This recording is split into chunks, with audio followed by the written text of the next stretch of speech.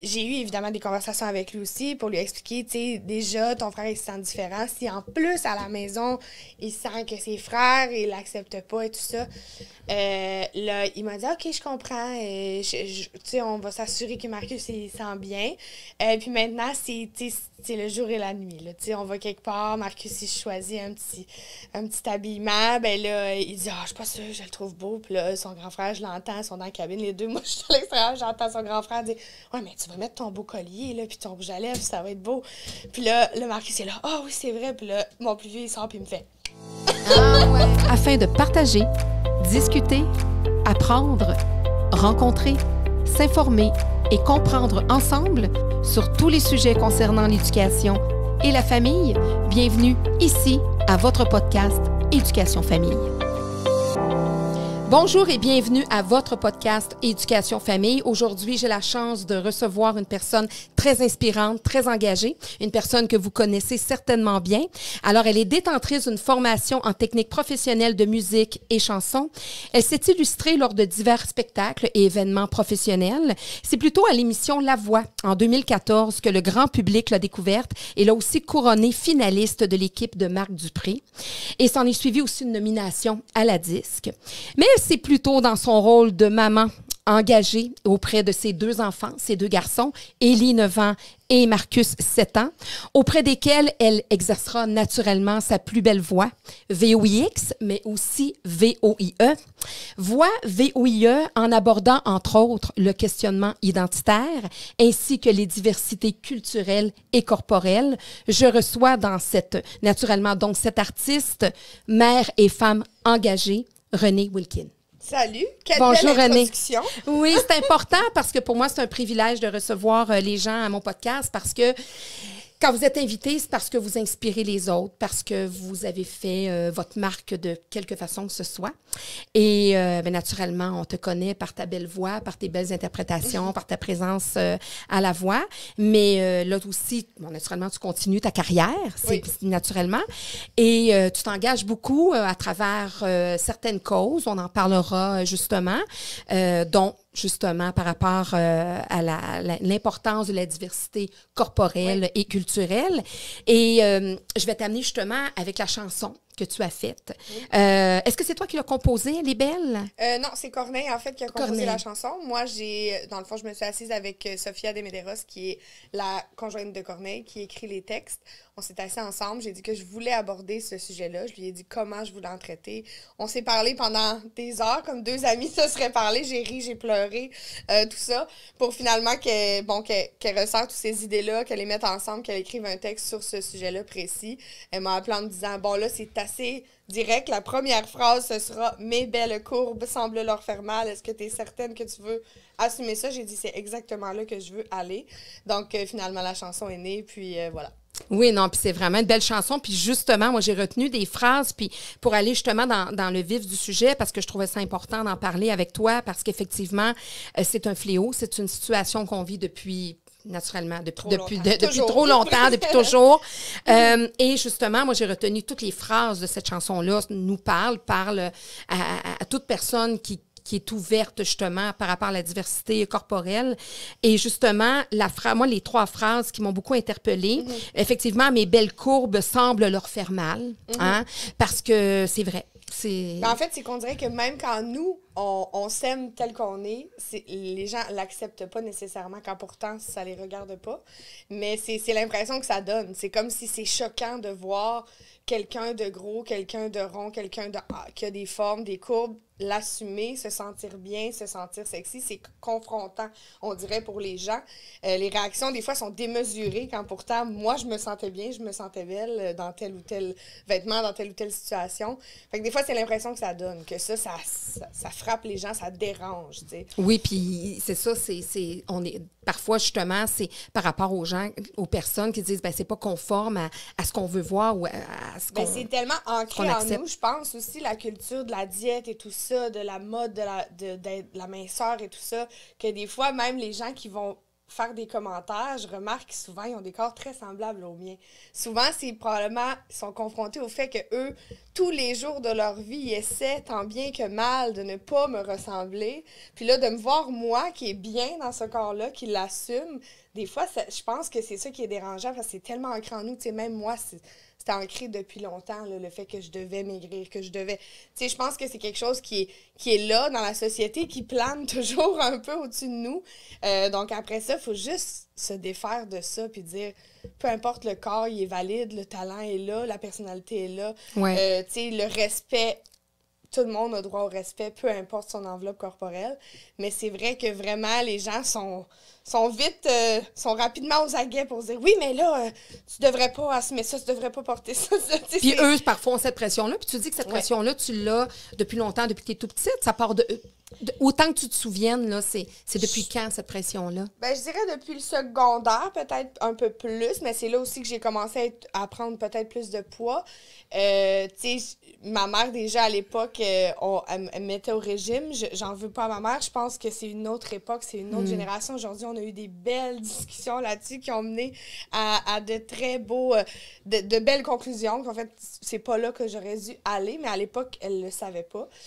Donc, elle voulait me protéger. Elle voulait pas que je sois différente des autres. Elle voulait pas que ça soit plus difficile, que le chemin soit plus difficile pour moi. Elle voulait que tu te fondes dans la masse. Exactement. Pour pas faire de jeu de mots. Ben, c'est ça. Exact. Donc, tu sais, ça a commencé très jeune, mais c'est pas bon non plus de toujours se priver, se rationner. Il y a des moments où je m'affamais carrément, tu sais. Fait qu'à un moment donné, j'ai lâché prise de tout ça, mais c'était quand même ancré assez solidement en moi quand déjà, toute petite, je savais qu'il fallait se mettre au régime. Oui, non, c'est ça. Donc, c'est un long processus pour se défaire de ça. Mais une fois qu'on s'en défait, on n'est pas On mal est très mieux. bien. Ouais. Oui, c'est ça. Fait, donc, est-ce que je comprends que la pression, tu l'avais plus à l'intérieur, au niveau familial, qu'à l'école? Ou à l'école, à l'école, c'est certain que peu importe ta différence, tu vas attirer les regards, les commentaires et tout ça. On dirait que c'est l'enfance, l'adolescence est là pour ça. Après ça, à un moment donné, tu remarques que, bon, finalement, c'est bien d'être différent puis que c'est tes particularités qui te font ressortir du lot. Mais ça a quand même bien été au secondaire. Bon, évidemment, il y a eu quelques événements, mais le fait que je chantais, que j'étais entourée de beaucoup d'amis, j'avais un band, T'étais populaire aussi. Je sais pas si j'étais populaire, mais je voulais être sur scène, puis je l'assumais vraiment. J'avais beaucoup d'amis, je m'isolais pas du tout. Donc, ça n'a pas tellement marché au niveau de m'intimider, si on peut dire. Il y en a eu un peu, mais ça n'a pas été une période difficile, contrairement à d'autres là, qui auraient pu le vivre. Là. Donc, étant donné que toi, oui, ton appel de la scène était plus fort que ta différence corporelle, si on peut dire, là, qui n'était pas ça, mais qui était, tu sais, qui pouvait être une prémisse à l'intimidation, donc ta confiance en toi, en fait, l'estime que tu avais de toi-même, qui faisait en sorte que tu étais sur scène, que tu te présentais avec le corps que tu avais, peut-être moins en l'acceptant que tu l'acceptes aujourd'hui. Mais donc, est-ce que, d'après toi, ça peut avoir joué dans le fait que certains intimidateurs qui auraient décidé peut-être de se faire les dents sur toi? Si je m'étais isolée, si j'avais pas eu d'amis, j'avais pas eu d'alliés, là, peut-être ça aurait été plus difficile. Dans mon cas, j'avais beaucoup d'alliés, beaucoup d'amis. Donc, ça allait bien parce que quand arrivaient des événements d'intimidation, ben on me défendait, je me défendais. Donc, ça allait bien. Donc, l'attitude, parce que ça, naturellement, je vais en reparler plus longuement là, dans un autre podcast, mais l'intimidation, une question d'attitude aussi. Oui, puis moi, je reviens souvent à l'isolement, mais je pense que c'est souvent ça. Quand ça devient que ça prend le dessus sur ta vie, puis tu t'isoles, puis justement, tu te retires de ton groupe d'amis, puis tu es seul contre cette vague d'intimidation-là. Je présume que c'est là que c'est plus difficile. Je ne l'ai pas assez vécu pour en parler. Mais moi, j'avais l'art, donc j'avais ça. Je savais que j'allais être sur scène, je savais que j'allais être aimée, les gens aimaient mon talent et tout ça. Donc, c'était différent dans mon cas. Puis tu te défendais aussi, comme tu dis, là, tu te laissais pas faire. Tu avais un caractère assez... Une assez grande personnalité. Mais c'est intéressant parce que dans un autre cas, ça peut être différent. Oui, c'est ça. Une autre phrase aussi que j'aime bien, puis je te dirais, ça, c'est pas la deuxième, mais la troisième. En tout cas, la deuxième que j'aimais bien aussi, me lancer cette haine au visage, c'est pas normal. Ouais. C'est vrai que c'est pas normal, la haine qu'on peut recevoir à cause d'une diversité corporelle, une diversité... c'est ça, n'importe quelle différence. Je pense que c'est... Ben, la haine, c'est jamais une solution dans aucune situation. Non.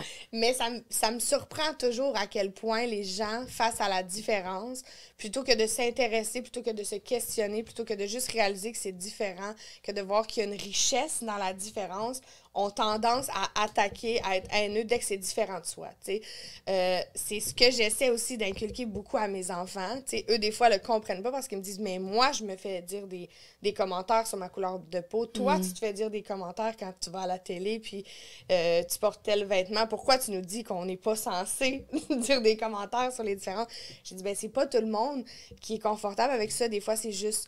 de l'ignorance, pas, je dis pas ça avec méchanceté, mais de l'ignorance de ne pas connaître une certaine chose. J'ai dit, essayez de vous intéresser à la place de voir. Puis je le vois qu'ils le font. Puis ça, c'est une de mes plus grandes fiertés de mère, de voir que s'il y a un enfant différent, s'il y a un enfant avec un handicap, il s'intéresse, il demande c'est quoi, qu'est-ce qu'il pourrait faire, est-ce qu'ils peuvent être son ami. Tu sais, je vois qu'il y a de l'ouverture à ce niveau-là, mais c'est sûr que pour eux, des fois, c'est dur à comprendre parce que eux, à l'inverse, des fois, ils vont en recevoir. Ils vont subir le rejet puis de la haine. Donc, des fois, c'est dur à comprendre, mais je pense que c'est ça. C'est important à un moment donné de réaliser que la différence, c'est pas un combat, c'est pas une... Tu sais, on devrait pas être fâché qu'il y ait une différence, on devrait pas être confronté, on devrait juste s'y intéresser. T'sais. Oui, puis à la limite, si tu n'étais pas rendu au niveau où bon, tu n'as pas cheminé pour accepter cette différence-là, ben, au moins, garde cette... Peut-être juste se taire. Garde-le pour toi, c'est ça, se taire et tu n'es pas obligé de générer de la haine, mais souvent, comme tu disais, c'est une question de miroir aussi. Ça nous confronte, etc. Puis bon, tu parlais, on va revenir de tes deux garçons parce que il y a aussi là, ce cheminement-là à travers tes enfants qui vivent ça eux-mêmes, là, soit parfois du rejet ou des questions. Et ça m'amène à ma phrase préférée de la chanson. Peut-être justement parce que c'est mon domaine. Les enfants sont méchants quand c'est ce qu'on leur apprend. Ouais. Ben moi, je dis toujours qu'un enfant n'est pas raciste, ne naît pas grossophobe, ne naît pas avec des préjugés. Tu sais, moi, mon fils, il m'a déjà dit « Hey, moi et mon ami, on est pareils. » Tu sais, lui, il est noir, l'autre est blondinet, puis on est pareils, on se ressemble tellement. Tu sais, dans le sens où ils naissent pas avec ça. Ils naissent pas avec les yeux de jugement. Ils naissent avec... Eux, lui, il trouvait qu'ils étaient pareils parce qu'ils ont les mêmes goûts, ils ont les mêmes intérêts. Bon, tu sais, donc je pense que l'enfant qui émet des propos racistes ou des commentaires, c'est dommage, mais ça vient plus des parents que de l'enfant. C'est pas un reproche, je suis pas une mère parfaite non plus, je fais plein d'erreurs, mais je pense qu'à la base, les enfants naissent sans jugement, on le sait. Au primaire, ils sont tout petits. Ça vient pas d'emblée. Ils sont purs. Souvent, c'est selon ce qu'ils ont entendu à la maison. Ça peut être ce qu'ils ont vu à la télé aussi. Ça peut être plein de choses. Mais c'est pas, ça vient pas d'eux. Donc oui, on dit souvent, ça peut être méchant des enfants. On entend souvent cette phrase-là. C'est de là qu'est venue cette phrase-là. Puis je disais, oui, ça peut être méchant, mais à la base, c'est très gentil, un enfant. Oui. Donc, c'est ça. C'est justement ce qu'on va leur transmettre. Mais je la trouvais très forte, cette phrase-là. Puis justement, les parents sont faux souvent quand ils ont mal en dedans. Parce qu'effectivement, c'est ça. Bien, ça vient souvent d'un mal-être. Je pense pas qu'on émet des commentaires désobligeants ou haineux quand on est bien dans sa peau, quand nous, on est bien, puis on... Tu sais, je vois pas... Tu sais, moi, jamais j'ai envie d'aller écrire un commentaire haineux sur les réseaux sociaux, tu sais. Donc, je pense qu'à un moment donné, il faut être conscient que oui, ces gens-là, il y a peut-être quelque chose qui va pas bien dans leur vie. Peut-être qu'eux, ils en ont subi des commentaires comme ça. Peut-être qu'eux se font dire sans arrêt qu'ils n'ont pas le corps approprié puis que c'est dérangeant pour eux de les voir. Tu sais, il peut y avoir plein de raisons. Mais c'est ça. Je pense que c'est souvent les gens plus malheureux qui ont tendance à s'attaquer à la diversité. Oui, c'est ça. Puis même à enseigner aussi en tant que parent, justement, le fait de ne pas avoir de bienveillance ou d'ouverture aux différences. Puis ça, à travers tes enfants, comment tu le vis comme parent? Parce que là, quand on est parent, c'est nos enfants, ça vient nous chercher, on veut bien leur enseigner l'idéal, mais après ça, on veut arracher quelques têtes. Ben, des fois, moi, c'est plus moi qu'il faut que je me parle, parce que moi, les enfants n'ont pas eu tant de commentaires que ça, quelques-uns à l'école, mais l'école a été très, très réceptive. Moindrement qu'il y a des événements avec des commentaires racistes ou autres, ils prennent ça en charge, puis c'est très, très important pour eux. C'est comme tolérance zéro, intimidation, commentaires, propos haineux, tout ça. Donc, ça va assez bien à ce niveau-là. Moi, des fois, les parents se gênent vraiment pas de me dire, ou juste à l'épicerie. En plus, vu que je suis quelqu'un qui connaisse de la télé, on a l'impression qu'ils me connaissent, ils me parlent. Des fois, ils me font des commentaires que je suis complètement abasourdie, mais... Même en personne, des commentaires désobligeants? Ben, pas... Souvent, c'est vraiment de l'ignorance, okay. Mais on va me dire des commentaires comme « Ah, ben, ils sont beaux, hein, ils sont comme nous autres, dans le fond. » Ou, on m'a déjà dit « Ah oui, hein, t'en as pas un blanc dans la gang, tu sais, des affaires comme ça. » Mais je pense que les gens sont pas conscients quand ils me disent ça. Ils me disent ça tout sourire. Ouais. Mais c'est quand même comme des petites micro-agressions que tu te dis... Que toi, tu les perçois comme ça. Moi, je les perçois comme ça. Je suis pas choquée. Souvent, je le sais que c'est pas pour mal faire. Des fois, c'est plus désobligeant que d'autres. Manque de civilité, manque de tact. Exactement. Pas nécessairement de la haine tout le temps derrière ça, mais... C'est ça. Des fois, c'est plus choquant, mais en général, c'est juste, on dirait, un manque de connaissances, tu sais. Oui. Mais je comprends quand même pas, parce que moi, j'ai pas tendance à commenter ce que je vois chez les autres que je ne connais pas. Ah, t'en as un roux? Ah, t'en as un blond? C'est ça, exactement. Okay. Pour moi, c'est la même chose. C'est, ta fille a des taches de rousseur. Ah, ben, elle est belle, dans le fond. Tu sais, c'est comme ça. Ça a pas, je trouve que ça n'a pas de lien. Tu sais, c'est pas nécessaire comme propos. Fait qu'en bout de ligne, je pense pas que les gens font ça méchamment. Des fois, à l'écrit, les commentaires que je reçois, là, c'est clairement plus de la méchanceté. Mais sinon, souvent, c'est une espèce de... Je connais pas ça, cette différence-là, puis je dis ce qui me passe par la tête, je pense. Oui, puis quand on est une personnalité publique, c'est ça, les gens ont l'impression qu'ils ont un droit de regard sur ce que tu vas porter, ce que tu vas manger, avec qui tu vas faire des enfants, quelle couleur vont avoir tes enfants. Bien, souvent, même, ils nous le disent, tu sais, ben, si t'aimes pas ça, les commentaires, ben, t'avais juste à être dans le regard du public, ça vient avec ça. Tu sais, c'est comme si... Il pense que c'est ça t'est dû, puis il comprend que... Moi, je comprends que tu peux donner ton opinion, ça pouvait ne pas être dans tes goûts du tout, ce que je portais, ce que j'ai chanté, peu importe, tu sais. Mais il y a une façon de le aussi dire. De dire les oui, choses. Parce que moi, c'est ça, moi, je suis un petit peu d'accord avec ça, dans le sens que quand on est une personnalité publique, c'est un choix qu'on fait. Donc, si après ça, on se promène, puis on veut pas que les gens nous voient, nous regardent, on veut pas saluer personne, on veut pas avoir... Mais il y a des limites à se faire dire qu'est-ce qu'on doit porter, quelle grosseur on doit avoir. Là, on est ailleurs. Tu sais, ça vient avec tout ça. Ça vient aussi avec les beaux côtés. Tu sais, j'ai plein de beaux commentaires. Puis quand les gens me parlent à l'épicerie... je dirais 99 fois sur 100, je suis contente, puis c'est des beaux mots. Donc, tu sais, il faut que ça vienne aussi avec des fois d'autres commentaires qui sont moins positifs. Mais des fois, c'est la façon de le dire, c'est la pertinence aussi. Tu sais, des fois, c'est aussi de présumer des choses. On dirait que c'est comme s'ils s'immiscent dans notre vie privée en ne nous connaissant pas vraiment.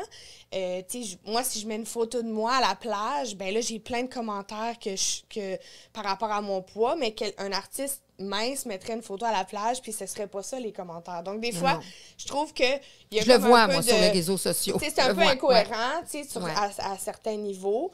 Puis, il faut faire attention à ça aussi, tu sais, de présumer que... tu sais, le commentaire qui me revient souvent, moi, c'est que je fais la promotion de l'obésité. Ça revient très, très souvent dans les commentaires. Puis moi, je réponds toujours, je fais pas la promotion de l'obésité, je fais la promotion du respect, de l'acceptation de soi, de la diversité corporelle.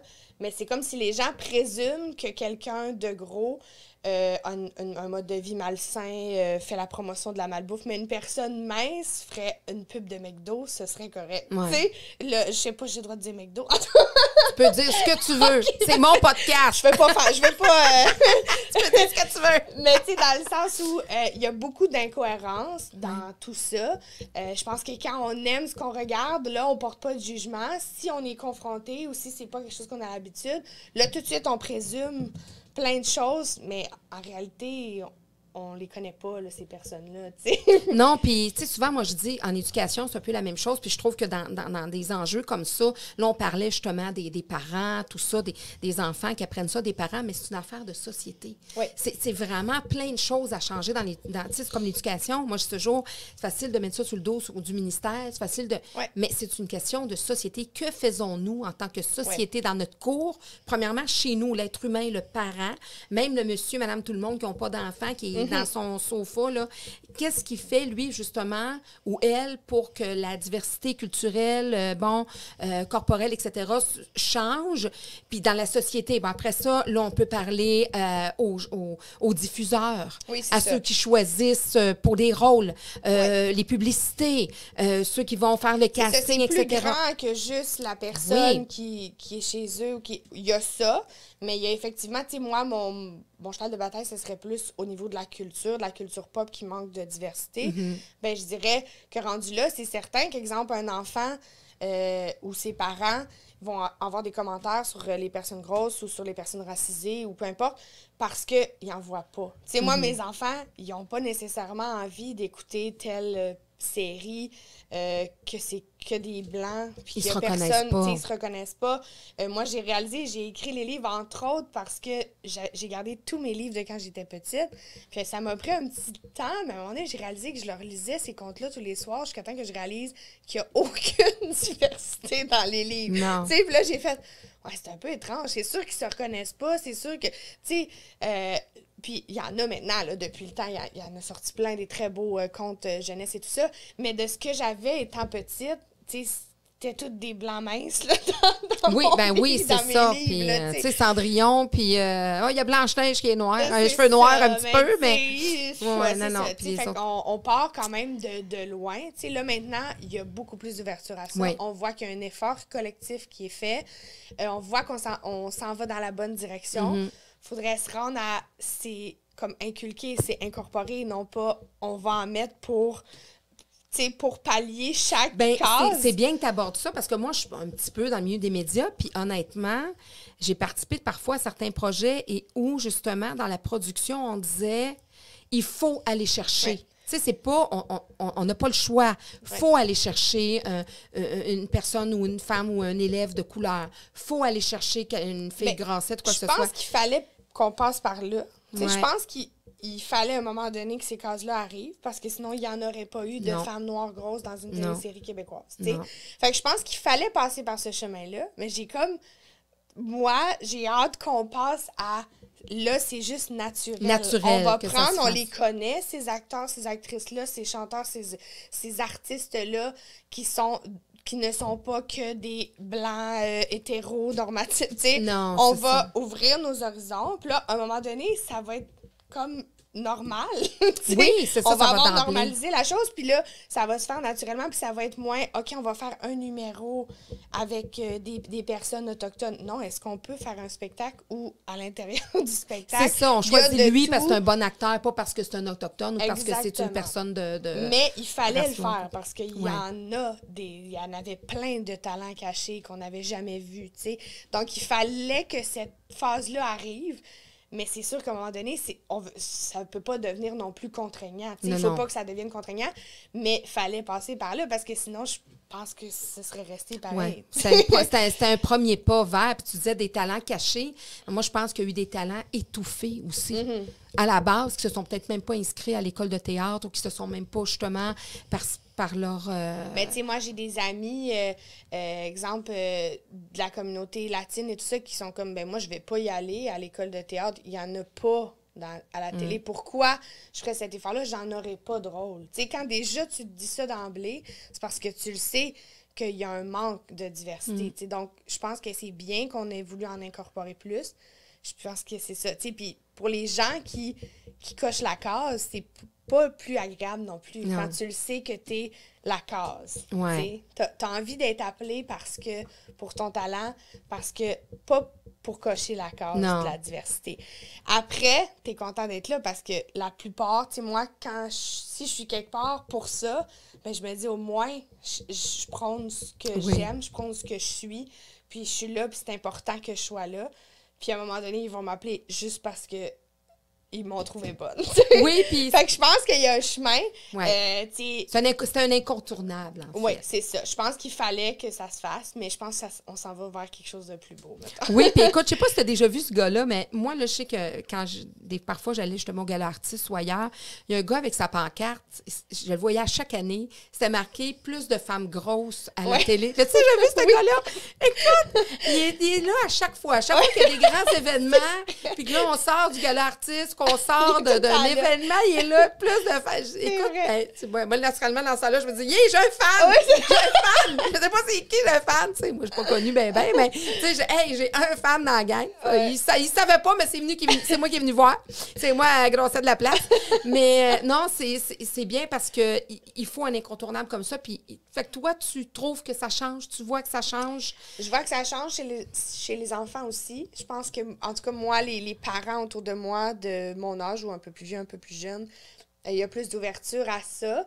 Donc, tu sais, que ce soit la diversité de genre, que ce soit la diversité culturelle, tout ça, il y a vraiment plus d'ouverture. Donc, je pense que les prochaines générations, on dirait que là, la mode est rendue d'être marginalisée un peu plus. Ouais, même au secondaire, je me rappelle que dans mon temps, quand tu étais marginalisé et tu n'avais pas les mêmes vêtements ou il y en avait un qui avait dit publiquement qu'il était homosexuel, mais on sait très bien qu'il y en avait plusieurs autres, mais c'était super marginalisé. Maintenant, tu as comme des groupes marginalisés puis c'est cool d'être différent.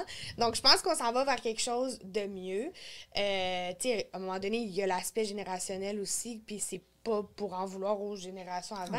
C'était pas ça. On était pas ça qu'on leur avait enseigné. On part toujours de l'enseignement aux enfants qui sont devenus des adultes. Voilà. Donc, tu sais, je pense que là, ça a changé beaucoup. Les gens font plus attention aussi aux commentaires qu'ils font, justement, à inclure la diversité, tout ça. Donc, je pense que ça va aller de mieux en mieux, je pense. On l'espère, en tout cas, puis tu travailles fort là-dessus aussi, de toute façon, puis en continuant, toi, puis je sais, bon, t'es pas la seule, mais justement, de continuer, de t'aimer, tout simplement, puis d'être bien dans la personne que tu es. Puis parfois, ça peut faire mal, mais ça peut, des fois, en faisant mal, ça peut changer les choses. Puis je sais qu'on parle de diversité corporelle, mais tu as aussi étendu ton combat, si on peut dire, ton cheval de bataille dans la diversité identitaire. Qu'est-ce qui t'a amené plus personnellement à ça? Ben, en fait, moi, j'ai 2 garçons qui ont des goûts totalement différents, mais complètement opposés. Mon plus jeune, il préfère vraiment tout ce qui est le maquillage, tout ce qui brille, le vernis à ongles, les robes, les princesses. Puis il est né dans une maison où il n'y avait que des dinosaures, des camions, mais c'était vraiment ça, ses centres d'intérêt. Puis, tu sais, j'avais des commentaires de l'extérieur et tout ça, mais j'ai jamais trop compris en quoi, moi, je devais imposer un centre d'intérêt, un certain, tu sais, des goûts particuliers. Pourquoi je devrais lui dire qu'il devrait préférer le bleu au lieu C'était quoi du les rose? commentaires que tu avais quand les gens constataient ça? Tu sais, exemple, au magasin, on allait me dire, il lui disait à lui, c'est pour ta soeur, la pouliche, puis la robe. Puis il disait, ben non, c'est pour moi. Puis là, il faisait comme, les gens étaient surtout surpris, je pense. Mais tu sais, moi, dans le fond, ce que je voulais aborder, c'était surtout les stéréotypes de genre, tu sais. Je pense qu'il est temps qu'on passe à autre chose de le bleu, c'est le garçon, le rose, c'est les filles. Les filles devraient avoir tel métier, les garçons. Tu sais, je pense que si l'enfant démontre un intérêt pour quelque chose, pourquoi pas le laisser explorer à ce niveau-là, tu sais. Puis moi, mon fils, il veut devenir maquilleur, il se pratique sur des feuilles, tu sais. Il est vraiment très artistique, puis il aime ça, tu sais. Puis au début, son père était un peu surpris de ça. Puis, tu sais, à un moment donné, il l'a vu dans ses yeux à quel point c'est ça qui le passionne. Les étincelles sont là. Puis, tu sais, il y a eu, à un moment donné, après quelques réflexions, quelques discussions, il y a eu le même réflexe que moi de dire, mais je suis qui pour lui dire, c'est pas ça que tu devrais aimer. T'sais. Mais c'est bon, parce que parfois, les papas, tu sais, on ne veut pas faire de jugement, mais souvent, le père, une vision de son fils qui va amener des fois au hockey ou qui va vivre. Bien, souvent, que ce soit un garçon ou une fille, on est déjà avec des appréhensions de ce qu'il va devenir. Ce qu'on veut qu'il va avoir un petit garçon parfait, il va jouer au soccer. Mais peut-être que c'est ta fille qui va jouer au soccer ou ton garçon. Fait que je pense qu'il faut défaire ça un peu parce que ça met une pression sur les enfants tout petits, c'est comme s'ils sentent qu'ils n'ont pas le droit d'être eux-mêmes. T'sais, moi, l'important pour moi, c'était qu'à la maison, il puisse être lui-même puis qu'ils se sentent toujours à l'aise de me parler, peu importe la situation.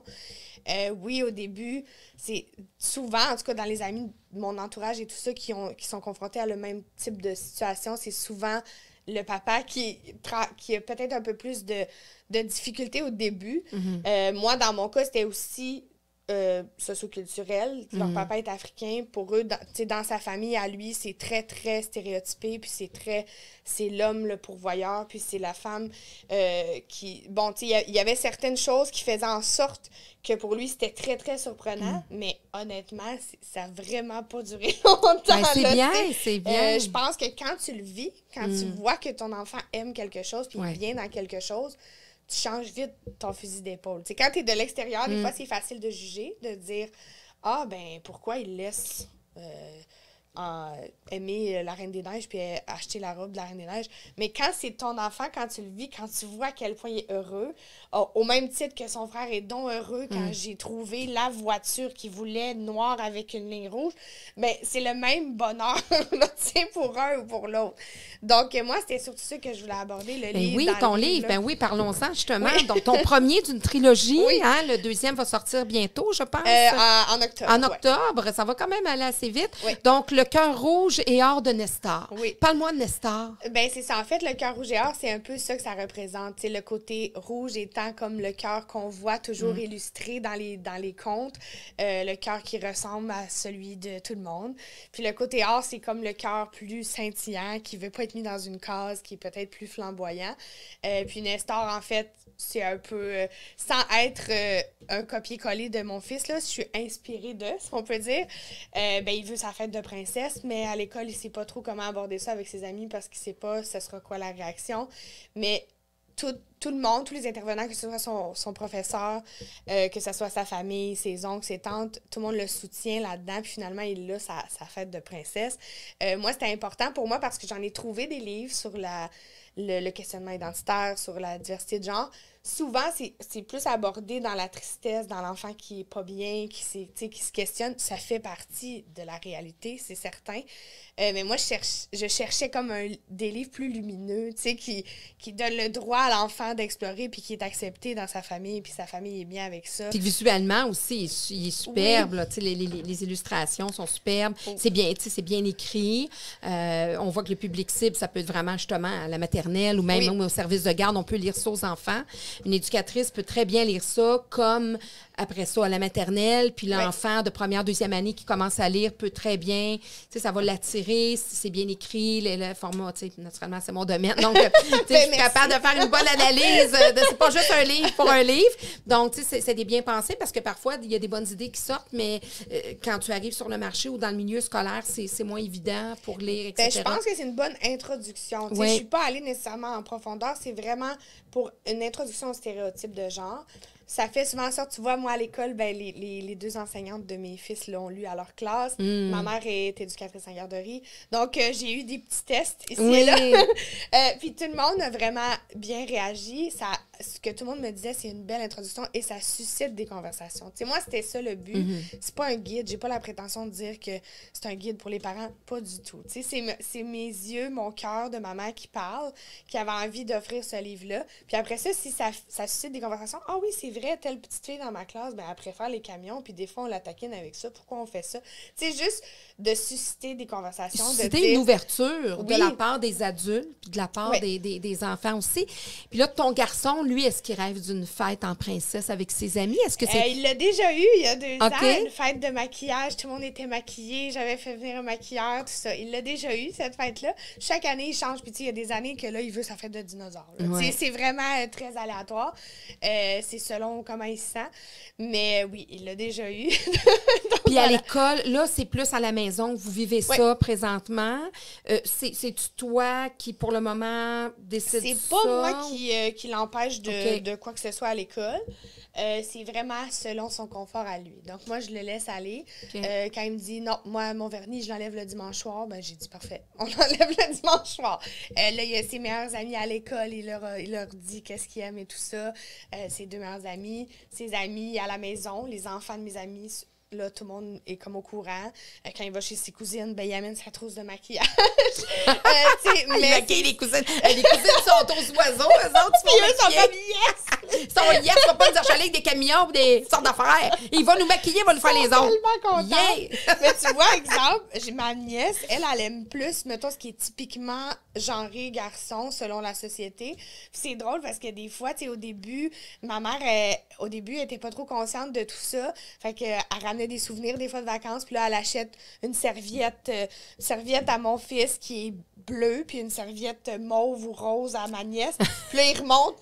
Ils sont en bas sur le sol, ils remontent. Là, ils ont switché. Tu sais, c'est bon. Là, ben, on a échangé. Là, tu sais, Kelly, elle aime mieux le bleu, puis moi, j'aime mieux le rose. Puis là, ma mère, elle faisait, oh, ben oui, j'aurais dû à la base acheter ça, je le savais. Ouais. Mais tu sais, des fois, c'est un réflexe. Ben oui, c'est un réflexe. Normal. Mais c'est ça. Donc, tu sais, nous, on le laisse vraiment aller selon comment il se sent. Je pense qu'il est quand même, depuis qu'il est tout petit, il est quand même déjà conscient de la pression de la société, quand même. Parce que c'est lui qui s'impose des limites à l'école. OK. C'est lui qui s'impose des limites quand on va quelque part, selon qui est là, selon son confort à lui. J'ai des amis avec qui il est super à l'aise. Puis j'ai des amis, moi, maquilleurs, danseurs acrobates. Donc là, on dirait que là, tout de suite, il se sent confortable avec ces gens-là. Dans d'autres situations, on dirait qu'il sait que ça va venir avec des questions, avec des commentaires. Et déjà, des fois, je trouve que c'est beaucoup même pour un petit enfant de 7 ans de se poser toutes ces questions-là. J'aurais envie de lui dire, fais ce Comment que tu il veux. verbalise ça avec toi?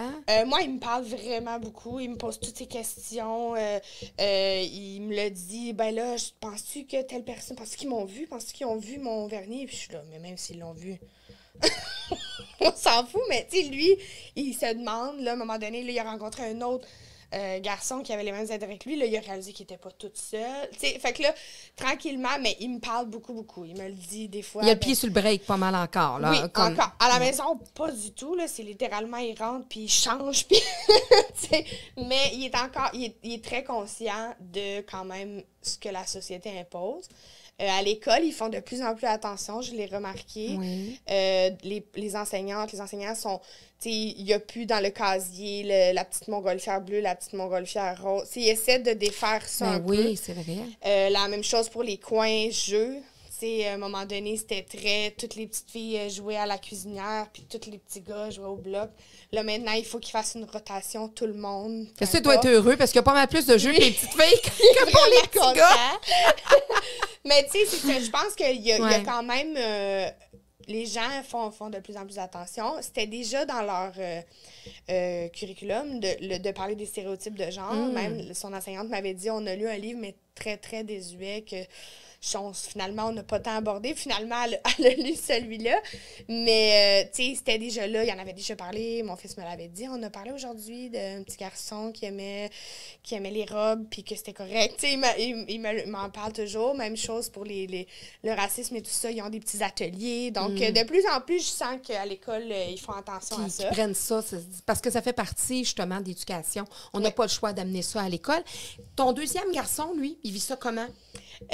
Élie, mon plus vieux, il est super cartésien en plus. Il aime les mathématiques, les cubes Rubik, il se crée des jeux. Il est très, très pragmatique aussi. Donc, au début, c'était surprenant. Au début, il était juste, je ne comprends pas ce qui se passe. Qu'est-ce qui se passe? Au début, c'était ça. Puis, j'ai eu évidemment des conversations avec lui aussi pour lui expliquer, tu sais, déjà, ton frère, il se sent différent. Si en plus, à la maison, il sent que ses frères, il l'accepte pas et tout ça. Là, il m'a dit, OK, je comprends. Tu sais, on va s'assurer que Marcus, il sent bien. Puis maintenant, c'est le jour et la nuit. Là. Tu sais, on va quelque part, Marcus, il choisit un petit habillement. Ben là, il dit, je suis pas sûre, je le trouve beau. Puis là, son grand frère, je l'entends, ils sont dans la cabine, les deux. Moi, je suis à l'extérieur, j'entends son grand frère dire, ouais, mais tu vas mettre ton beau collier, là, puis ton rouge à lèvres, ça va être beau. Puis là, le Marcus est là, oui, c'est vrai. Puis là, mon plus vieux, il sort, puis il me fait, ah ouais.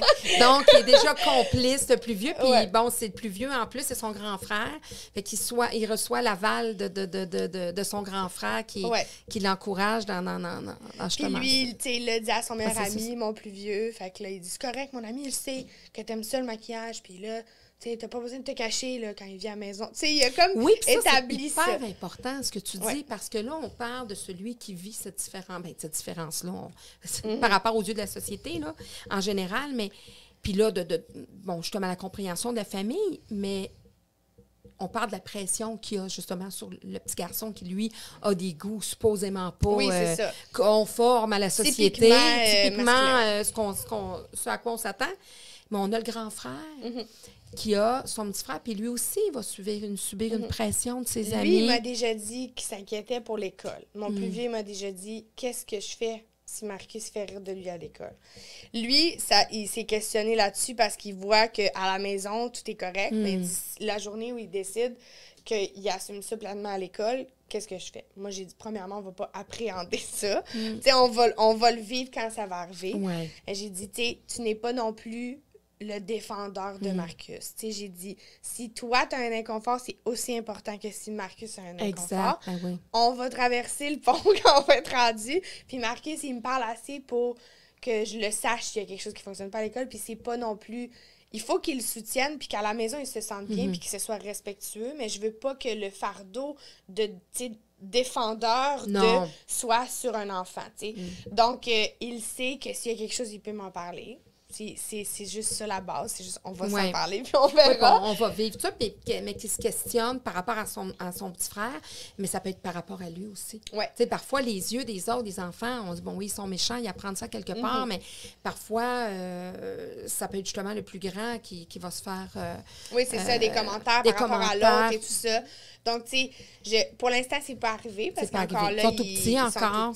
Oui. Tu sais, je sais pas au secondaire, ça ira comment. Moi, j'ai l'impression que maintenant, tu sais, je vois des groupes au secondaire, j'ai enseigné à des l'ouverture est plus là. Il y a plus d'ouverture, puis même, comme je disais tantôt, c'est cool, tu sais. Je les vois, les garçons, avec leur vernis, leur maquillage à l'école, ils ont plein d'amis, puis, tu sais, puis après ça, ben possiblement que mon plus vieux aura son type d'amis, mon plus jeune, son type d'amis, ils sont pas obligés non plus de toujours être dans les mêmes centres d'intérêt. Moi, tant que le respect est là, après... c'est pas l'un n'est pas la charge de l'autre, tu sais, donc on verra ce qui arrivera. Mais si on la drive de leur mère, ils devraient quand même bien s'en sortir. Ils se défendent pas bien. Est-ce que tu peux me parler des deux autres qui s'en viennent? Les deux autres, les titres, puis ça va parler un petit peu plus de quoi? Oui, le deuxième s'appelle La peau étoilée d'Anissé. Fait que c'est une petite fille métissée, dans le fond, qui arrive à une nouvelle école. Donc, c'est ça, c'est vraiment plus sur la diversité culturelle. Elle veut comme apprendre un petit peu à ses amis que là, c'est la deuxième école qui vit le même type de situation. C'est un peu des trucs que mes enfants vivent au quotidien. Souvent, c'est anodin, tu sais, ça va être de toucher les cheveux, de commenter la peau, de poser des questions, mais qu'à force de toujours... Tu sais, moi, mes enfants m'ont déjà dit, pourquoi les éducatrices touchent juste nos cheveux? Tu sais, c'est comme, pourquoi ils touchent tout le temps nos cheveux? C'est particulier, parce que c'est les adultes qui font ça, c'est pas nécessairement les enfants. Ouais. On a beaucoup de travail à faire, les amis. On a beaucoup de travail à faire. Fait que c'est un peu ça là, dans l'histoire. Le troisième, qui est en cours d'écriture, s'appelle Le joli bedonron de Marion. Là, c'est plus une petite fille, c'est plus sur la diversité corporelle, donc c'est plus représentatif de moi étant enfant. Donc, c'est 3 thématiques qui vraiment me touchent beaucoup et sont près de moi. Donc, encore une fois, c'est vraiment juste mon cœur de maman qui parle, mais j'espère que ça va faire du bien à d'autres enfants. J'en doute vraiment pas. Puis, qu'est-ce que tu penses que la société devrait faire? C'est quoi le message que tu voudrais, mettons, laisser à ceux qui nous écoutent, à ceux qui vont nous regarder? Je pense justement que dès l'enfance, c'est d'inculquer des valeurs de respect, d'acceptation, d'ouverture, puis de se questionner sur la différence, puis d'apprendre de la différence, puis d'évoluer avec ça. Tu sais, pour être un bon allié dans n'importe quelle cause, c'est juste de pas penser qu'on connaît tout. Tu sais, moi, je connais pas tout sur ça, puis j'ai des amis racisés qui me disent « Ah, telle chose, ça se dit pas » ou ça... Mais je suis pas offusquée, je prends note, je change, je m'améliore, je suis contente. Des fois, je pose des questions à dire « Mais ça, est-ce que c'est correct, la façon que je l'aborde? Est-ce que... » Tu sais, chacun de mes livres aussi, je me suis assurée que c'était bien fait, puis que, tu sais, à la fin du premier tome, il y a une ressource qui est Jeune Identité Créative, que moi, je connais bien, où je suis allée avec Marcus. C'est des enfants, justement, qui sont créatifs dans le genre et tout ça. Donc, tu sais, je pense que c'est juste d'être ouvert à apprendre. Tu sais, on connaît pas tout. Ça fait beaucoup, là, tu sais, de dire... D'avoir une ouverture. De dire, on veut inclure la diversité, on veut ça. Mais non, on les connaît pas tous, toutes les autres cultures. On sait pas nécessairement, on connaît pas tout de la diversité. On le sait pas. Il y a plein de choses qui sont ancrées de la société. C'est normal d'avoir des réflexes typiquement masculins, féminins. Tu sais, il faut pas s'en vouloir non plus, mais il faut être prêt à apprendre puis apprendre, puis faut pas être, on n'est pas obligé d'être spécialiste non plus pour soulever une question très importante dans la société. Puis, aux petites Marion, toi, tu as été la petite Marion, qui sont à l'école, qui, justement, au niveau corporel, ne se fondent pas dans la masse et qui sont mal avec ça, tu aurais le goût de leur dire quoi? C'est gros un peu de leur dire « faites-vous confiance » parce que c'est dur. Mais c'est ça qui change tout, je pense. Quand l'attitude est là, quand t'es bien, quand t'as des amis, quand t'es bien entourée, quand t'es souriante, tu sais, je pense que quand les gens sentent que t'es bien dans ta peau, ils t'achalent pas. ils vont en avoir tout le temps. Oui. Mais rendu là, t'aurais les cheveux d'une autre couleur, t'aurais un grain de beauté, ça joue. Ils vont trouver quelque chose. Puis aux parents de ces petites Marions-là, là, je dis Marion, bon, mais ceux qui sont plus différents, tu sais, des fois, on y a des garçons là, qui sont... Je pense qu'il faut juste faire attention. Pas renoter tout le temps, pas commenter le corps, autant adulte qu'enfant. Je pense que c'est pas d'aider son enfant que de lui renoter sans arrêt qu'elle a un corps différent des autres. Je pense qu'au contraire, il faudrait célébrer. Tu sais, oui, il faut avoir des bonnes habitudes de vie, un mode de vie sain, tout ça, ça fait partie de ma vie aussi. Mais je commente pas le corps de mes enfants, tu sais. Puis je mentionne souvent que ça reste une enveloppe corporelle. Ouais. C'est ce qu'il y a, moi, ce que je t'aime pas pour ton corps, je t'aime pour qui tu es. Puis des fois, on oublie en tant que parent parce qu'on veut justement pas que l'enfant ait un chemin plus difficile qu'un autre. Fait que je pense qu'en général, les parents font pas ça pour mal faire. Non.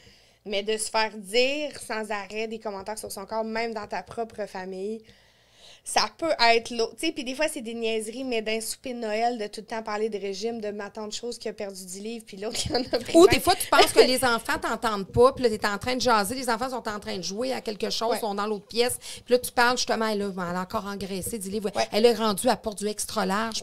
Puis là, tu penses que tu parles entre adultes parce que les enfants sont en train de jouer dans la pièce. Ils entendent. Puis moi, j'ai beaucoup changé avec l'arrivée de mes enfants à cause de ça, parce qu'à un moment donné, j'ai réalisé que je reproduisais des choses qui, moi, m'avaient beaucoup dérangée. Où je faisais un commentaire, je mettais quelque chose, je disais « Ah, je sais pas, ça me fait pas bien, ça, j'ai de l'air... » Puis là, mon gars me disait « Qu'est-ce que tu viens de dire? » Tu me dis toujours que c'est pas important. Tu sais, là, j'ai fait « Ah, ben oui, c'est vrai. » Ou tu sais, pourquoi je leur fais un repas, puis là, moi, je me fais une mini-salade. Tu sais, faut juste y aller dans le... Bien doser. Bien doser la chose, puis je pense qu'après ça, sinon, les enfants, ils le ressentent, puis ils se posent des questions, puis c'est là que ça devient lourd pour eux. Mais tu sais, d'y aller avec c'est ça, bien balancer, tout ça, bien balancer son mode de vie. C'était super intéressant, Renée, vraiment. Je te remercie au nom de tous ces petites Marion, ces petits Nestor-là. L'autre, la petite, le deuxième, Anicé. Oui. Donc, parce que tu vas faire une différence, c'est sûr, à travers tes livres. Il faut en parler, il faut changer les choses. Et moi, dans mon processus de podcast, étant donné que je suis un prof, puis bon, c'est éducation famille, je remets un diplôme à tous mes invités. J'adore! Écoute, c'est vraiment... J'adore ça. Alors, je te remets ton diplôme, naturellement, comme invité. Alors, j'ai écrit comment je l'ai personnalisé. Alors, pour sa voix sublime et son étendue musicale impressionnante, j'aurais pu écrire aussi étendue vocale, bien sûr. Pour son engagement envers cette importance qu'est l'acceptation de la diversité, qu'elle soit corporelle ou culturelle. Pour l'espoir qu'elle transmet aux femmes et aux hommes en donnant l'exemple de l'amour et de l'acceptation de soi et des autres. Pour sa détermination à vouloir assurer un monde meilleur à ses enfants et à tous ceux qui la liront à travers ses contes qui abordent la diversité et l'acceptation, pour sa mission avec et pour l'humain d'aujourd'hui et à venir. Merci. Merci. C'est très beau. Je vais l'afficher très certainement. Écoute, merci beaucoup. Ça vaut ce que ça vaut. Mais c'est un diplôme humain. Puis je te remercie vraiment d'avoir accepté. Écoute, on aurait pu parler de plein de choses, mais je trouvais ça important parce que quand on est motivé par notre cœur de maman, ben on peut parfois changer beaucoup de choses. Oui, ben merci beaucoup de l'invitation. Merci, Renée, d'avoir accepté. Si ça fait du bien à quelqu'un. Certainement. Merci. Merci.